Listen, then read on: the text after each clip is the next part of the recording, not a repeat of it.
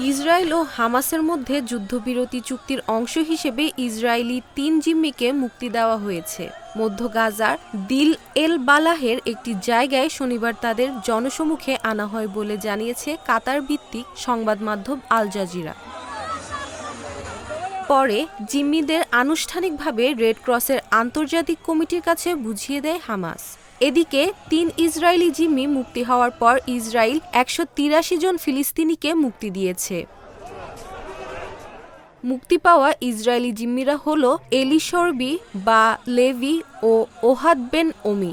গাজা শহরে স্থাপিত একটি মঞ্চে তাদের নিয়ে হাজির হয় ফিলিস্তিনি স্বাধীনতাকামী গোষ্ঠী হামাসের কয়েক ডজন মুখোশধারী যোদ্ধা।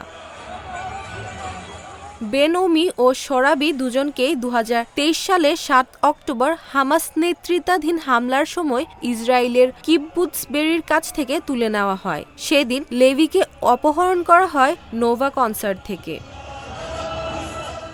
ইসরায়েলের কারাগার থেকে মুক্তি পাওয়া ১৮৩ জন ফিলিস্তিনিকে বাসে করে রামাল্লায় নেওয়া হয়েছে। তাদের মধ্যে ১১১ জনকে ৭ অক্টোবরের অভিযানের পরে গ্রেপ্তার করা হয়।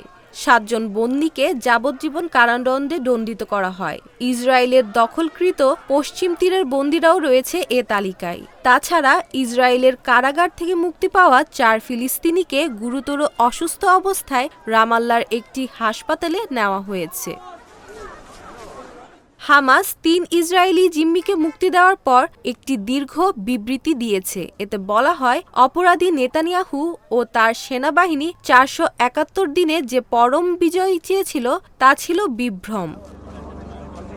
অন্যদিকে ইসরায়েলের প্রধানমন্ত্রী বেনয়ামিন নেতানিয়াহুর অফিস বলছে, গাজায় ৩ মুক্তি জিম্মির ছবি দেখে তারা মর্মাহত। গাজা শহরে স্থাপিত মঞ্চের সামনে শত শত লোক ভিড় করে। হামাস যোদ্ধারা ৩ জিম্মির প্রত্যেককে আলাদাভাবে হাজির করে।